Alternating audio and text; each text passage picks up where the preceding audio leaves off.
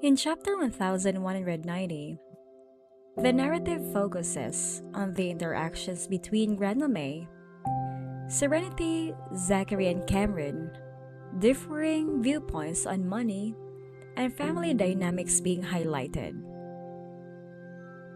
The couple pretended not to hear Grandma May when she brought up the idea of keeping a young girl as a pet.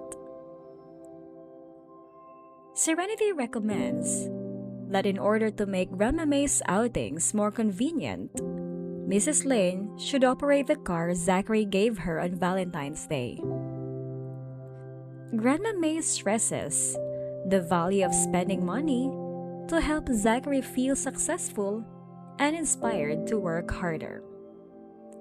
Serenity assures her that she has enough money and thanks Zachary for his financial assistance. After brunch, Zachary and Serenity go to All You Can Eat to pick up Sony, and then Zachary leaves Serenity off at the bookshop. In the meantime, Mrs. Newman expresses her annoyance to Cameron in their villa, accusing her of being cold and uncaring while her sister suffers.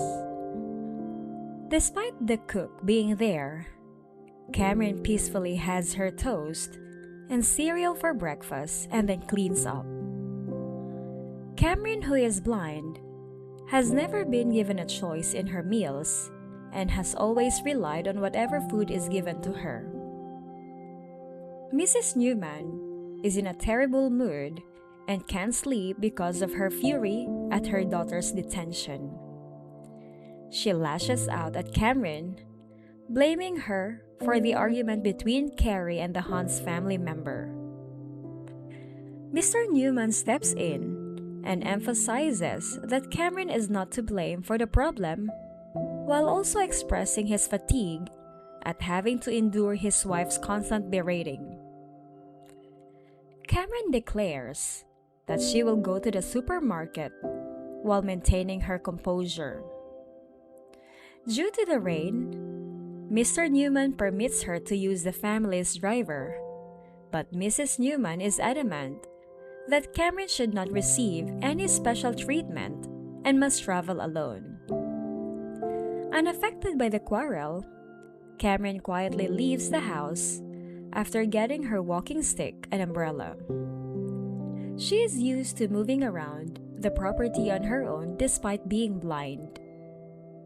Even after Cameron has left, Mrs. Newman still vents her animosity toward her, implying that Cameron ought to be the one in trouble. It is clear that the mother-daughter connection is strained because Mrs. Newman frequently expresses her dissatisfaction with Cameron, which may have its roots in Mrs. Newman's own powerlessness and despair.